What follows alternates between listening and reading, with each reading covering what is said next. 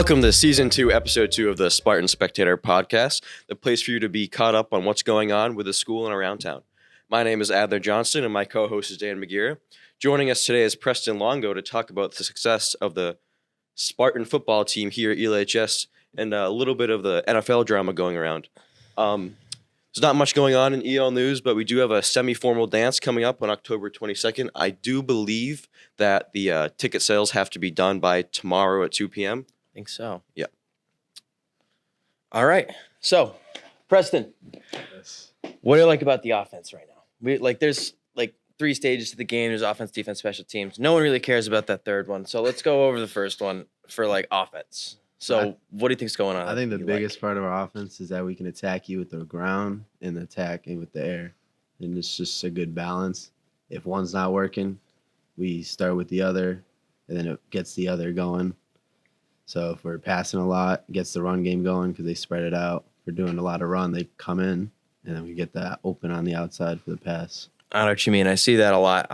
Coach his play calling since last year, especially since the year before, has been just way better. It's for the offense, he's found out what he needs to do to be able to attack defenses where those openings are, especially in those flats and stuff. He loves those flats. Yeah.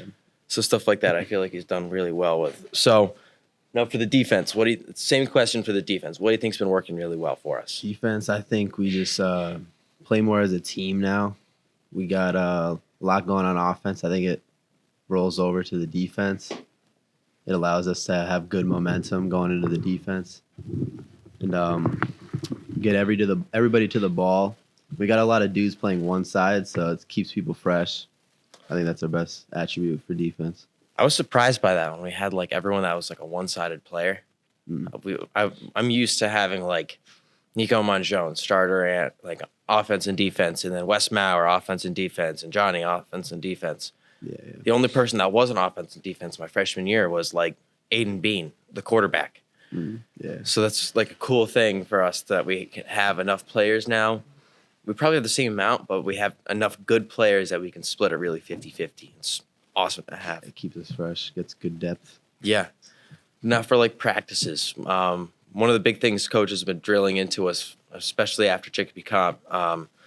When you have good practices, do you really think that it makes that much of a difference as the team for how well you play that week? Definitely 100%. You're more focused going into the week. You have a good game plan of what they're going to run, especially with the coaches drawing up their plays. I think that helps a lot. They run through the scout offense with the plays written up on those sheets. Gives us a good idea what's going to come. It's true. So what is the vibe around the team that you've heard? We're 5-0, so we're doing pretty good, which is kind of surprising. I was expecting to have a good season this year. I wasn't expecting 5-0, so I couldn't be more happy with it. But we have to keep working. What's the vibe that you're getting around the school every once in a while? Maybe some of the JV players on the team that don't really get that much varsity time, that just see how we're playing. I think when we started 3-0, it wasn't different because that's what we did last year. But once we beat Wacona, that was really the statement. And then Westside, that's another just topping it off.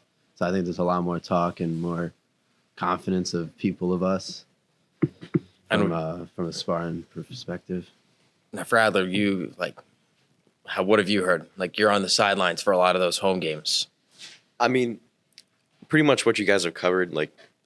We've been over about how well we've been doing, but as far as how we think about it, the common folk, the non-football involved people, crowds, the crowds of the games, they've been electric. It's awesome. I love being there because everybody's feels so connected. Everybody's so happy, so proud of our team, doing so well.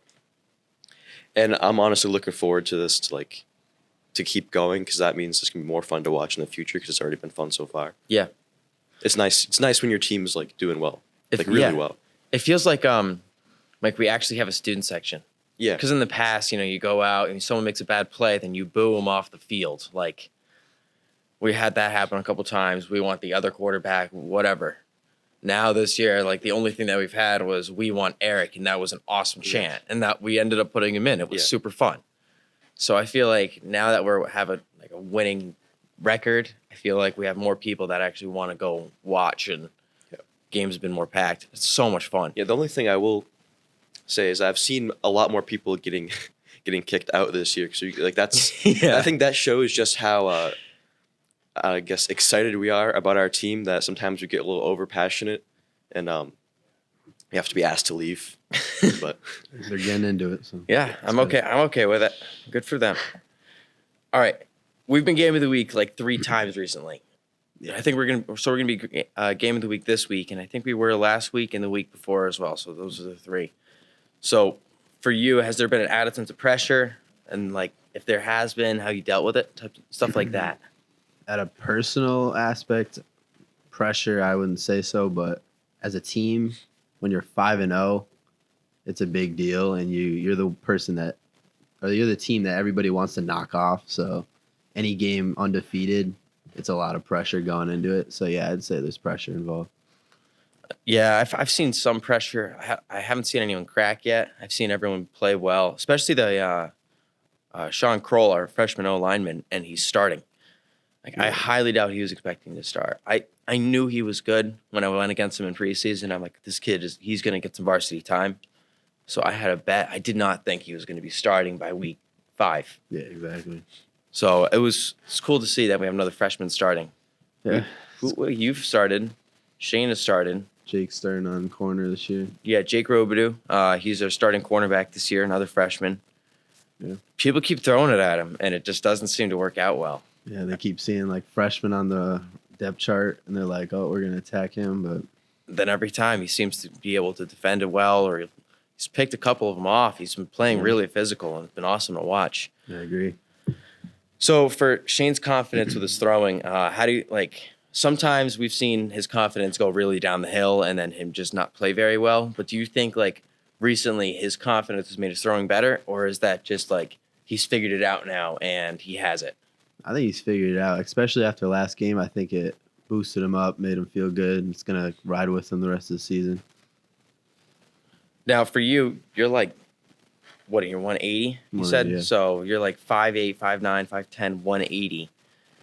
So you're much bulkier guy than me, and you run like a 4.72 40-yard dash, which is pretty good. That's faster than a chunk of NFL players. I'm not even close to a 4.7.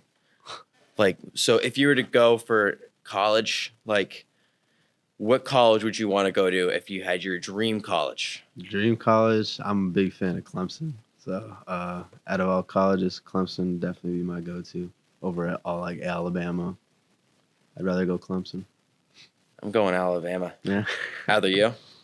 oh, I'm not going to school for football.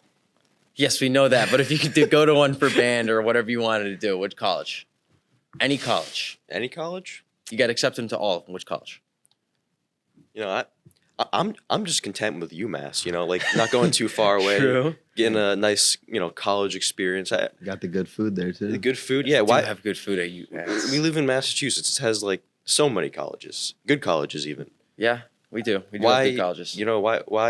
Why go too far? I mean, that's just me personally. I know like that may sound like not a very imaginative thing, but No, I'm happy with that. it's enough. Like I'm content with that.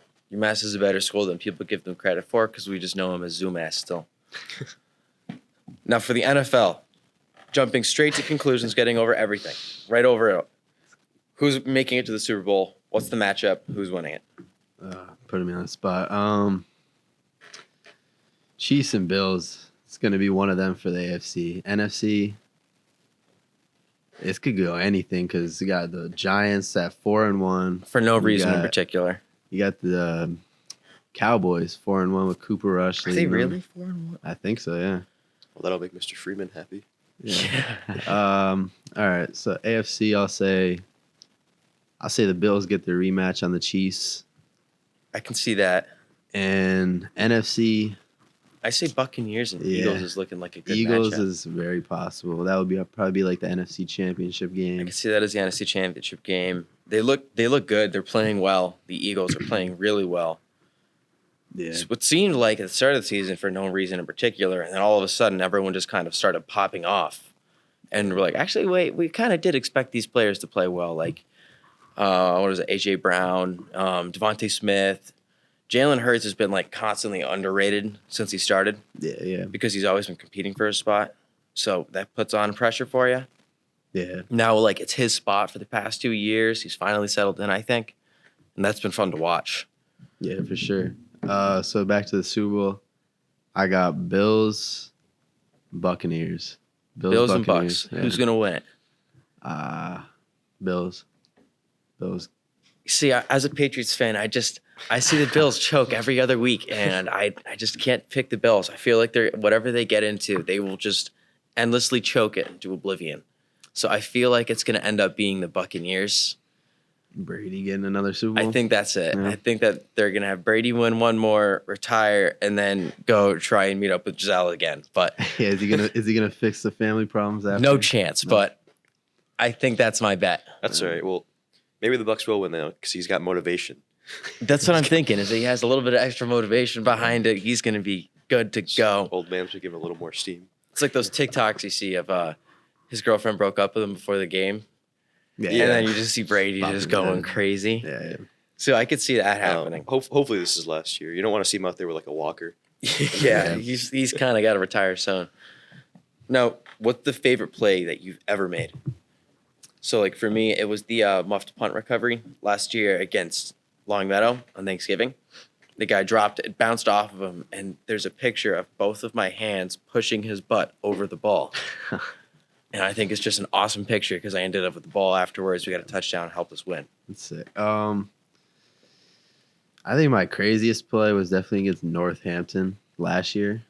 Was when I had a good run up the middle, cut it outside. A dude went in to tackle me. I landed on top of him, got up. I wasn't down and rushed for the touchdown. I think that was just the coolest moment. I saw you get spun, Yeah. and I'm like, I kind of could tell that you didn't land, like you didn't hit. And I watched Coach, and he jumped into the air, all like 280 pounds of him. And he just left both feet, and he jumped like 4 feet into the air. Yeah. And I was like, you can jump that high? I was more impressed with Coach I was Zeno watching getting on up. the film. On the film, you could see him just run down the field. He jumped up and just sprinted down the Yeah. field as fast as possible. It's It the was funniest so thing. funny to watch. Some of the coaches act pretty funny on the sidelines. Have you seen any of them? Some of them will just go onto the field and they'll have to be told back. I mean, a little bit. I gotta pay attention to the band a little bit as the drum major, you know. It's true. It's true. So I'm trying to like watch the game and like monitor the Monitor the band, make sure they're band doing kids. like, Got to keep them corralled, you know. Any new songs coming up for the band? Or no? Hopefully, I'm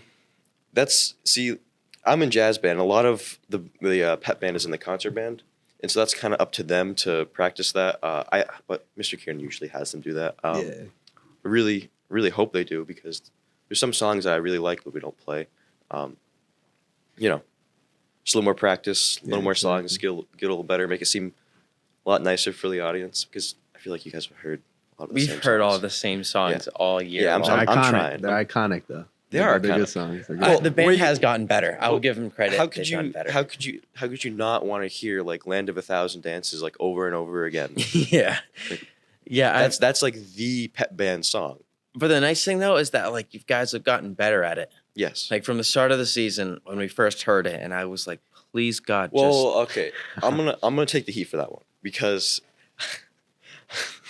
the first game on the national anthem, I missed the drum roll cue, so that threw the whole band off because the person doing the drum roll didn't know, and then so the band was like, "Oh wait, we're starting," because they're so used to hearing that. And then after that, it was all a little discombobulated. yeah, I remember Yeah. that one. I'll take that one. I'll admit to that.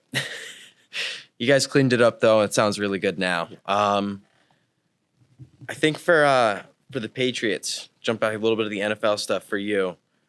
How do you think that no offensive coordinator strategy, where they have like Matt Patricia, who was the defensive coordinator for them and led them to a Super Bowl? Yeah. Like, how do you think that a defensive coach who got fired as a head coach cut like last year, how do you think that's playing in right now for Mac Jones, and how do you think it's going to affect him? Well, right now it's Bailey Zappi. So, That's true, Zappy. yeah, he's playing pretty good. They shut out the Lions last week, like 29-0 or something like that. Yeah, I think so. It's 29-0. Like 5 field goals. Yeah.